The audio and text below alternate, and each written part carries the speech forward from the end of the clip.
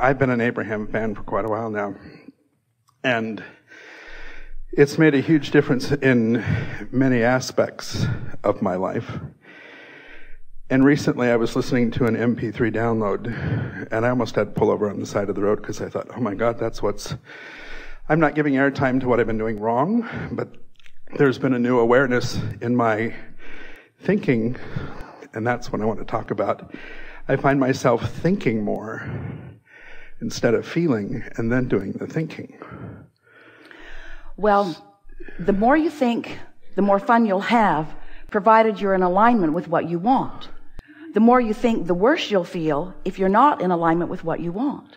You don't want to increase momentum of a thought, and that's what happens when you focus on something. Law of attraction causes the momentum of that thought to increase. So if you're thinking about how good life is and how good you feel and about the wonderful things that you're anticipating or living, then the more attention you give to those things, the more thoughts about them will feel like they're hatching within you. It's actually law of attraction bringing them into your vibrational frequency where you interpret them and they feel like your thoughts that you're thinking. Do you hear this? In other words, you're taking credit or claim, and it's just fine, for a lot of thoughts that you're not thinking, you're receiving. Ooh, what about that? Because you got in the vibrational vicinity of something, you focused on it with enough absence of resistance that momentum got going, and then thoughts began occurring to you. They came to your vicinity because you're tuned in, tapped in, turned on. You begin translating them. So don't shy away from allowing the momentum to just roll. It's really fun. We call it rampage. When you get on a positive roll, it's a wonderful thing. Just be aware of how you feel. And so a good rule of thumb is if it feels good, stay focused there. If it doesn't, take a nap. But not while you're driving. Well, I find myself, if I'm coaching somebody else or talking spiritual stuff with other people, I get into this groove and all the wisdom and everything comes to me, and it's a really cool thing. And then when I go to focus in on myself and what I want, oh, you're always harder on yourself than you are on everybody else put together, pretty much. But we want to say to all of you, we love you very much. So you know what's coming next. We agree with you. You talk way too much. You talk too much. You talk too much. You're trying to figure this stuff out too much. And in the constant chatter about it, and we know we don't help. In the constant chatter about it, you overthink it. And what we mean by this is every subject is really two subjects.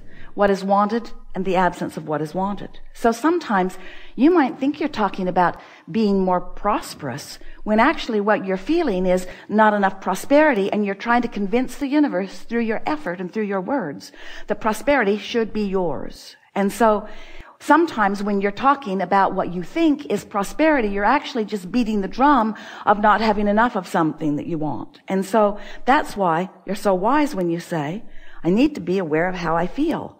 So if the conversation is fun, if it's pleasant, keep doing it. But if it's not, here's an easy way of looking at it. If it's effort to focus, then there's resistance present that you're trying to overcome with your effort, and you're most likely doing yourself more detriment than you are benefit, because a desire is activated, but you're on the other end of the stick. Does that make sense to you? Esther watches her little kids, her little grandkids, and she knows for sure that they've got it figured out, because their idea of spending time with her or with anyone is, what fun thing can we do now? And sometimes, even before that fun thing is finished, what's the next fun thing that we're going to do? And they don't want a lot of conversation about the secrets of the universe. That's cute. They don't need to know what went wrong before or why something was less than fun at an earlier time. They seem to understand that all of their power is in the present, right here, right now. This is the junction where you meet you. And so if you could just hear us and get it when we say to you that all of us are focused with you toward the outcome that you are seeking, and that if you'll just relax, Impulses will come to you. Ideas will come to you. Rendezvous will be inspired within you. Everything that you're wanting, not just to get to the end result that you think you're looking for, but for a really fun journey along the way to the never-ending result. To the never-ending result. Just fun now, and fun now, and fun now, and fun now, and fun now. Adults want to say, do you really think, you spoiled little kids, that life is supposed to only be fun for you? And they will say in their complete enlightenment, yes. Yes, I feel it with everything that I am. And that's what we want you to understand, that grinding away on a problem, trying to get to a solution by pointing out with all the evidence and justification of what's wrong with the problem is not the way you get to the solution. And the way you feel by now is probably giving you keen awareness of that, you see. So we would encourage that you just care about the way you feel and try to find something that feels good. If you've been listening to us for a while, this is the way our story to you about who you are and about how we are has unfolded. We say to you, you are extensions of source energy, and you're beginning to get that. Here you are in your physical body as an extension of source energy, but that larger part that you are an extension of still exists in the non-physical realm, in the vibrational realm, and still stands in a pure, by your standards, vibration. In other words, there's no resistance in that vibration of your core or source. So when you identify that you want something, source acknowledges that you want it, knows that it is vibrationally yours, and holds no vibration of doubt at all about it. So the way you feel is your indication, always 100% of the time, of whether you are in tune with the way the larger part of you sees this, whatever it is you're thinking about, or whether you are not. If you're in tune with it, then you feel enthusiasm, or you feel at a minimum peacefulness and satisfaction. You feel clarity. You feel satisfaction about it, you see. But if you're feeling doubt or worry or fear, or if you're feeling like you need to justify it or explain it to someone or defend it, if you're pointing out all of the reasons why it should be because these reasons where it isn't feel so off to you, then you're practicing a vibration that's so different from the vibration of source who is on it that you can feel that discord instead of that resonance with what you're wanting. So then we began explaining to you, since you are vibrational beings, that you've created a vibrational reality that will manifest into your experience if you will give it a little while and if you will not beat it to death with your doubt and fear and worry. Whatever you want will occur. It will come into your experience if you find vibrational alignment with it. And you can tell by the way you feel whether you're finding vibrational alignment with your desire or whether you're not. In other words, the better you feel, the more alignment. And the more consistently you feel that alignment, then the faster it's coming and the more satisfying it is along the way. Some of you were not very excited about our explanation of your vibrational version, and we don't blame you because we know you didn't come here to be vibrational versions. You came here to be manifested versions. You came here, the kids know it. I'm supposed to be having fun right now. You came to enjoy your life. You came to feel the progress. You focused yourself into a time and space reality because it's fun to measure distances and spaces and progress. It's fun to feel the evolution of your beingness. That's why you're here in this time-space reality. We're not trying to get you to go into the vortex where you just feel good about what you've dreamed up and feel satisfied even though it hasn't manifested. That is not our message at all. Our message is about the surest, fastest, funnest way for you to manifest your heart's desire. Because the source within you is already focused upon your heart's desire.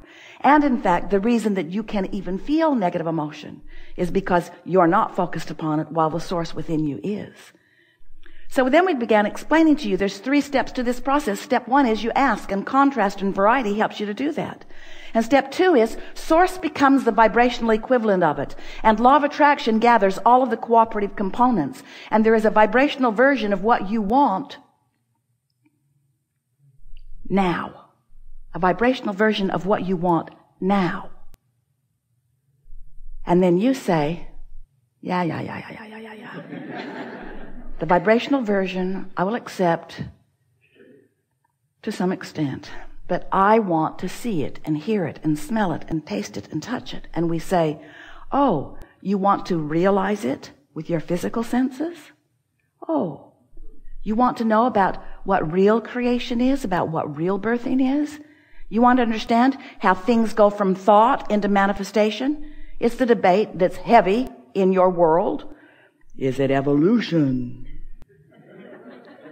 Did God just zap us here in 7 days?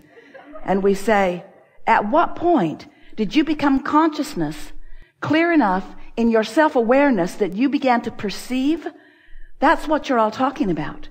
And we're not talking about what happened millions of years ago or hundreds of thousands of years ago. We're talking about what's happening right now. Are you the realizer of what you and that which you call source have created?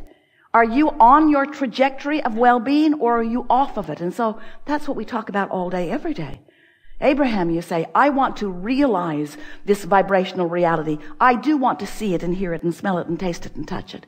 And we say, then you must find the frequency of it, of the presence of it. You must talk about how it will feel when you're living it. You must talk about why you want it and what it would feel like to live it. You must find the feeling of abundance before abundance can be yours. You must find the feeling of clarity. So let's say that you are $100,000 in debt and you would like to have $100,000 in your bank account. So there's about a $200,000 gap between where you see yourself right now and where you would like to be. And you say, Abraham, tell me what to do. And we say, first accept that it's not likely that that $200 gap is going to close today in terms of what's realized in your bank account. But you can close that gap between doubt and knowing in a minute or two. You can close that gap between being fearful about your financial condition and being hopeful about your financial condition in just a few conversations with yourself or with us or with each other. And if you understand that you can close the vibrational gap, then that means you can close the manifestational gap, because that's all that is required in order for you to begin to be the realizer, the liver, the seer, the hearer, the smeller, the taster, the toucher, the manifester, the actualizationer, the real life liver of what you are asking for. When I'm interacting with people that are on lower flying discs and they throw a dart at me because they don't agree with where my stance is, and there's that divide of energy. Here's the thing about that. You get what he just said, don't you? So the other day, Esther had a thought. She really pushes my buttons, Esther thought. And then Esther had this very clear thought of standing there with a great big old button out there. Push it. Go ahead. Push it. Just push it. I dare you. Push it. Push it. Sure enough. So, first of all, you get what he's talking about, the lower flying disc. We've been talking about get on your high flying disc. Then there's the Henri disc and so on. It's like the seven dwarves. When you accept that everything that comes into your experience is because there is somewhat of an active vibration about it within you, or it wouldn't come. Now, at first this is a little hard for you to accept, but once you accept it, then you feel kinder toward the button pushers, because you realize you put the button out there for them to push.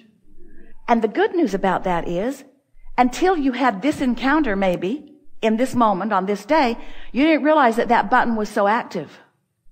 But now people have started pushing it. Don't you have days that seem to follow a theme? Aren't there just days that follow a theme? You didn't realize you had that theme button out there, but so many people just walked in and said, oh, boom, oh, boom, oh, boom. Until you say, is everybody going to do that? And we say, until you remove that button and replace it with something that you would rather that they pushed, you see. Isn't that who you are? Isn't your point of attraction everything? And is their point of attraction any of your business at all? And is the way they behave, is it up to them to change their behavior so that you can feel good about their behavior? Or is it up to you to change the way you look in general so that you're sifting and sorting and seeing that which is a vibrational match to what's active within you? These are the secrets of the universe, friends. This is living life in the way that you have intended. Thank you.